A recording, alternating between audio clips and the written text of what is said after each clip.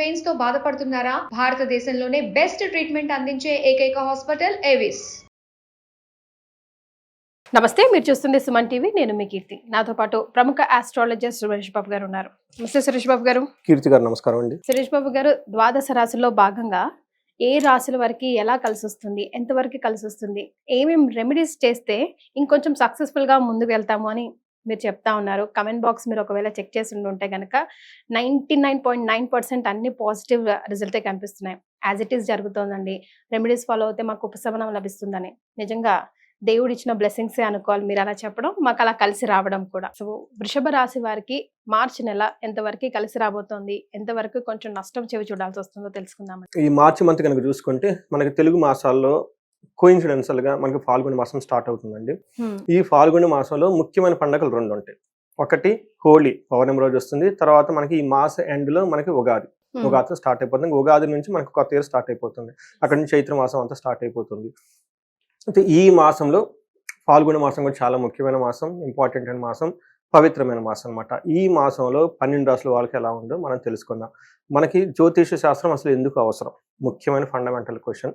మహర్షులు ఈ జ్ఞానాన్ని మనకి ఇచ్చింది ఎందుకంటే ధర్మార్థ కామ మోక్షాలు కనుక సాధించేటప్పుడు అనుకూలమైన పరిస్థితులు, ప్రతికూలమైన పరిస్థితులు ఉంటాయి అనమాట. మనం ఏమంటారు, చాలా క్లవర్గా ఉండాలి. ఎక్కడైతే మనకు అనుకూలంగా ఉందో అక్కడ మన ఎనర్జీని అంతా ఉపయోగించుకోవాలి. ఎక్కడైతే మనకు ప్రతికూలంగా ఉందో ఆలోచించుకొని 1-2 సార్లు రెమెడీస్ తీసుకొని ముందుకు ప్రికాషన్స్ తీసుకొని వెళ్ళాలండి. సో అలా అయితే ఏమవుతుంది క్వశ్చన్, మనకి లైఫ్ చాలా బ్లిస్ఫుల్ గా హ్యాపీగా ఉండి తక్కువ, మనకి లైఫ్ ఇస్ వెరీ షార్ట్ కదండి. ఎక్కువ సాధించడానికి అవసరం ఉంటుంది. ఎక్కువగా ధర్మము, ఎక్కువగా అర్థము, ఎక్కువగా కామము, ఎక్కువగా మోక్షం. తక్కువ టైంలో అన్ని మనం చేసుకుంటూ వెళ్ళిపోతాం.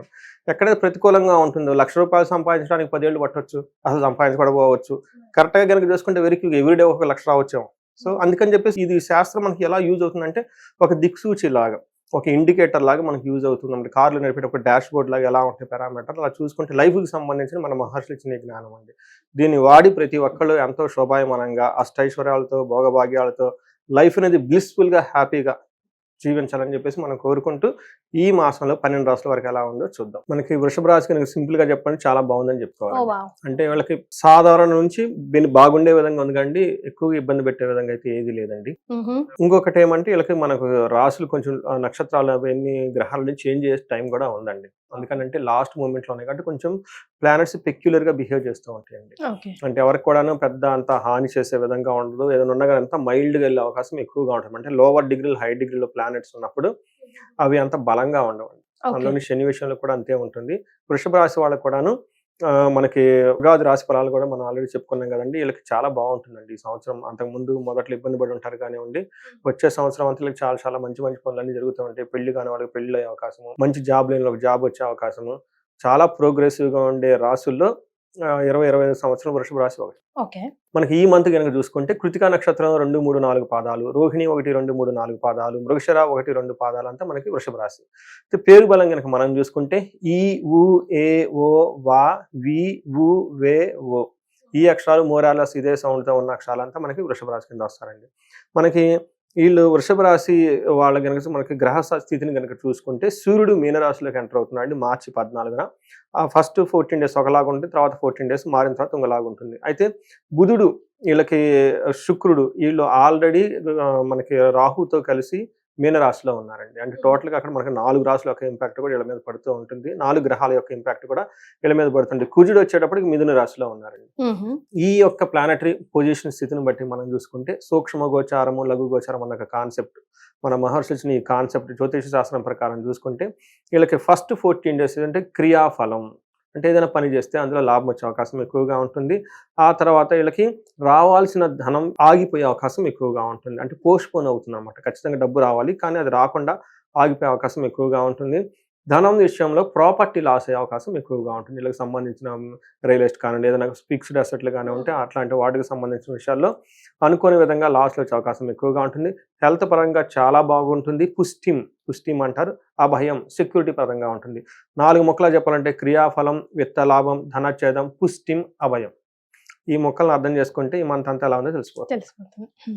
మనకి డీటెయిల్స్ కనుక చూస్తే 11th హౌస్లో సన్ ఉండటం వల్ల ఇది చాలా బాగా కలిసి వచ్చే టైం అని మనం చెప్పుకోవాలి. అయితే అంత ఎక్కువగా కలిసి రాదు, చాలా లోవర్ లెవెల్. వీళ్ళకి ఏది ఉన్నా కానీ మంచి ఉన్నా చెడున్నా చాలా లో లెవెల్ లో ఉంటుందండి. ఎక్కువగా ఇబ్బంది పెట్టకుండా, అంటే ఎక్కువ అప్స్ అండ్ డౌన్స్ లేకుండా ధనం వస్తుంది కానీ తక్కువే వస్తుంది. ప్రాబ్లం ఉంది కానీ ఆ ప్రాబ్లం కూడా చిన్న ప్రాబ్లం ఉంటుంది. అంటే ఒక సాధారణంగా ఉండే మంత్ అని మనం అనుకోవాలి. ఒక రకంగా చెప్పాలంటే పెద్ద ఒడిదుడుకులు లేకుండా ఏ విషయంలో కూడాను ఒక నార్మల్ గా ఉండే మంత్ అని మనం చెప్పుకోవాలి. అందుకని చెప్పి నార్మల్ నుంచి పాజిటివ్గా ఉండే అవకాశం ఎక్కువగా ఉంటుంది. వీళ్ళకి మనకి 11th హౌస్ లో సూర్యుడు ఉండటం వల్ల, 5th హౌస్ లో దృష్టి ఉండటం వల్ల ఏమవుతుందంటే, ఫస్ట్ మనకి మహాత్మ సంస్కృతిలో ఏం చెప్తారంటే, అర్ధచ్చ స్వకులాచార గృహే నిత్యోత్సవం శుభం నిత్య మాధుర్య భుక్తిచ్చ లాభే ఏకాదశో రవు అని చెప్తుంటారు. లాభచ్చ ఏకాదశో రవు అని చెప్తుంది. 11వ గంటలో కనుక రవి ఉంటే ఏమవుతుందంటే ఏ పని చేసినా లాభప్రదంగా ఉంటుంది. అయితే ఎక్కువ లాభాలు ఉండవు, లైట్ గా ఉంటాయి. అర్థం చాలా వచ్చే అవకాశం ఉంటుంది. స్వకులాచార వాళ్ళ వంశ పారంపర నుంచి వస్తున్న, వాళ్ళ ఫాదర్ నుంచి వస్తున్న లెగసీ ఏమన్నా అట్లాంటి వాటిలో ఉంటే వాటికి బాగా వాళ్ళకి స్టిక్ ఆన్ అయ్యి వాళ్ళ పెద్దవాళ్ళ మాటలు వింటూ వాళ్ళకి అనుగుణంగా మంచి మంచి పనులు చేసే అవకాశం ఎక్కువగా ఉంటుంది. గృహంలో నిత్య ఉత్సవం, మంచి మంచి యాక్టివ్గా ఉండి సినిమాలకు వెళ్ళటం, ఫంక్షన్లకు వెళ్ళటం, వాళ్ళు వీళ్ళు బంధువులు వచ్చి వెళ్ళటం, ఒక హడావుడిగా ఉండే అవకాశం ఎక్కువగా శుభప్రదంగా ఉంటుంది. నిత్యం మాధుర్య భుక్తిచ్చ, చక్కగా ఫుడ్ అంతా ఎంజాయ్ చేస్తూ బాగుండే అవకాశం ఎక్కువగా ఉంటుంది. అయితే ఒక్క విషయం మీరు జాగ్రత్తగా ఉండాలి. 5th హౌస్ లో దృష్టి ఉండటం వల్ల కన్ఫ్యూజన్ అయ్యే అవకాశం ఎక్కువగా ఉంటుంది. దేని గురించి అండి? స్ట్రాటజీస్ మనం డిజైన్ చేసుకోవడానికి, లేదంటే హైయర్ పెద్ద పెద్ద వర్క్ చేయాలి భవిష్యత్ కాలంలో, ఏదైనా విషయాలు చేయాలంటే అలాంటి విషయాలు ఇలా కన్ఫ్యూజన్ వచ్చే అవకాశం ఎక్కువగా ఉంది. కాబట్టి ఈ టైంలో వీళ్ళు వదిలేస్తే బెటర్ అండి. అందుకూడాను March 14th నుంచి 24 ఈ 10 days సూర్యుని యొక్క ఇంపాక్ట్ ఎక్కువగా ఉంటుంది. వదిలేసి తర్వాత చేసుకుంటే బాగుంటుంది. ఇలాంటి వేరే ఇంపార్టెంట్ పర్సన్ ఎవరైనా కనుక ఉంటే వాళ్ళ హెల్ప్ తో కనుక ప్లాన్ చేస్తే చాలా బాగా కలిసి వస్తుంది. కుజుడు ఉండటం వల్ల ఇది అంత మంచి పొజిషన్ కాదండి. కుజుడు తను ఉన్న పొజిషన్ మంచిది కాదు, తను చూస్తున్న దృష్టి కూడా సరిగా లేదు. కాబట్టి కొన్ని విషయాలు చాలా జాగ్రత్తగా ఉండాలి. ఎలాంటి విషయములు అంటే, అసత్వం సతతం క్లేశ సర్వకార్య వినాశం చ సదా దుర్జనం సంపర్క భీతి సాధు ధనకే కుజు అని చెప్తారనమాట. అయితే ఇవి కూడా ఇందాక మనం మంచి చెప్పుకుని కూడాను తక్కువ లెవెల్లో జరిగే అవకాశం ఉంది. ఇప్పుడు మనం కుజుడు కూడా వీళ్ళకంతా యోగ్యతనే కూడా, బట్ ఇవి కూడా వీళ్ళకి చాలా లో లెవెల్లో జరిగే అవకాశం ఎక్కువగా ఉంటుంది అనమాట. అంటే ఏమంటే, అసత్వం అంటే దేహంలో బలం తగ్గినట్టు టైర్డ్నెస్ గా ఉండే అవకాశం ఎక్కువగా ఉంటుంది. సతతం క్లేశ, ఎప్పుడైతే మనకి హెల్త్ యాక్టివ్గా చేయలేమో, ఏమైంది నాకు, చేస్తామా లేదా, చాలా రెస్పాన్సిబిలిటీస్ ఉన్నాయి, బాధ్యతలు మనకి బాగలేనప్పుడు ఇవన్నీ గుర్తు వస్తాయి ఎక్కువ అంతే కదండి. అప్పుడుదా బాగానే ఉంటాం. ఎప్పుడైతే హెల్త్ బాగలేదో, పిల్లల చదువులు ఉన్నాయి, వాళ్ళ భవిష్యత్తు ఏంటి, నా జాబ్ ఏంటి, ఉంటుందా పోతుందా, నేను ఉంటానా, ఇన్ని రకాల ఆలోచనలు. ఎందుకు ఒక రోజు బాగలేకపోతే, మా మిసెస్ కూడా వృషభ రాశి, ఎప్పుడన్నా చిన్న గ్యాస్ట్రైటిస్ వస్తే నేను ఉంటానో పోతాను అడుగుతాను, డైరెక్ట్ అక్కడికి వెళ్ళిపోతాను అనమాట. ఇంక మధ్యలో ఎక్కడ ఉండదు. అందుకని వృషభ రాశి వాళ్ళకి కొంచెం ఎక్కువ ఉంటుంది. అందుకని సర్వ కార్య వినాశనం, ఏదైనా కనుక చేస్తే ఆటంకాలు ఆగిపోయే అవకాశం ఎక్కువగా ఉంటుంది. జాగింగ్ లాంటి కొత్త కొత్త అంబిషన్స్ ఏమైనా స్టార్ట్ చేయాలనుకుంటే అవి ముందుకెళ్ళవు. కొత్త కార్యక్రమాలే అవసరం లేదు, కొంచెం జాగ్రత్తగా అడుగులేమంటున్నారు. చిన్న చిన్న పనులు ఆటంకాలు ఆగిపోతూ ఉంటాయి. ఫ్రెష్ గా జాగింగ్ చేద్దాం, ఫ్రెష్ గా ఒక సంకల్పం తీసుకుందాం, ఇప్పటి నుంచి ధనం దాచిపెట్టాలి, ఇలాంటి మనం చిన్న చిన్న ప్రోగ్రాంలు పెట్టుకుంటే అవన్నీ సదా దుర్జన సేవ. ఈ టైంలో కొంచెం చెడ్డ పనులు అవి చేసి వాళ్ళతో ఎక్కువగా అనవసరంగా గొడవ పట్టడం ఇవన్నీ జరిగే అవకాశం ఎక్కువగా ఉంటుంది. కాబట్టి కామ్గా మన పని మనం చేసుకుంటూ ఉంటే, బేసికల్గా మార్స్ వల్ల వీళ్ళకి హెల్త్ రిలేటెడ్ ప్రాబ్లమ్స్, ఓకే, చిన్న చిన్న ప్రాబ్లమ్స్ అవి వచ్చే అవకాశం ఎక్కువగా ఉంటుంది. బ్యాడ్ కంపెనీ వచ్చే అవకాశం ఎక్కువగా ఉంటుంది. అది మన చేతిలో ఉంది కదండి, తెలిసిపోకుండా. అందుకని చెప్పేసి ఏ ప్రకారంగా చూసుకున్నా మనకేమంటా బాహ్య అంతర్గత శత్రువులు అన్నట్లు వీళ్ళకి మన లైఫ్ స్టైల్, మన మైండ్ డిసిప్లిన్ లో ఉండడం చాలా చాలా అవసరం. తర్వాత లాస్ ఆఫ్ మనీ, కొంచెం డిసీజ్ వచ్చే అవకాశం ఎక్కువగా ఉంటుంది. కొంచెం అగౌరవం జరిగే అవకాశాలు కూడా ఎక్కువగా ఉంటాయి. బట్ ఇవి కూడాను చాలా తక్కువ స్టేజ్లో జరుగుతాయండి. చిన్న చిన్న విషయాలు, పెద్ద పెద్ద విషయాలు అయితే ఏం కాదు. బట్ ఏదైనా ఉన్నా కానీ ఇంపార్టెంట్ విషయాలు కొంచెం జాగ్రత్తగా డీల్ చేస్తే సరిపోతుంది. వీళ్ళకి 11th హౌస్ లో శుక్రుడు ఉండటం వల్ల అగైన్ వీళ్ళకి చాలా బాగా కలిసింది. అందులో వీళ్ళకి 11th హౌస్ లో శుక్రుడు ఇద్దరు ఉన్నారండి. Correct, me observation is perfectly right. Actually 11th house లో రాహు కూడా ఉన్నారు, ఇది బుధుడు కూడా ఉన్నారు, నలుగురు ఉన్నారు. సో వీళ్ళకి యాక్చువల్ గా 11th హౌస్ లో మనకి ఏ గ్రహం ఉన్నా బాగా కలిసి వస్తుంది. మనకి 11th హౌస్ లో జ్యోతిష్ శాస్త్రంలో ఏ గ్రహం ఉన్నా బాగా కలిసి వస్తుంది. సో వృషభ రాశి వాళ్ళకి 4 గ్రహాలు ఉన్నాయి అందులో, అందుకని అన్ని బాగానే కలిసి వచ్చే అవకాశం ఎక్కువగా ఉంది. అది మొదట్లో చెప్పాను, న్యూట్రల్ నుంచి పాజిటివ్ సైడ్ ఉంటుంది. ఇంకా వాళ్ళు వ్యక్తిగత జాతకాన్ని బట్టి చాలా ఎక్కువగా ఉండే అవకాశం ఎక్కువగా ఉంది. ఒక కుజుడు మాత్రం వీళ్ళకి కొంచెం సపోర్ట్ ఇవ్వట్ల, బట్ మిగతా అన్ని ప్లానెట్స్ చాలా మంచి సపోర్ట్ ఇచ్చే విధంగానే ఉన్నాయని చెప్పాలి.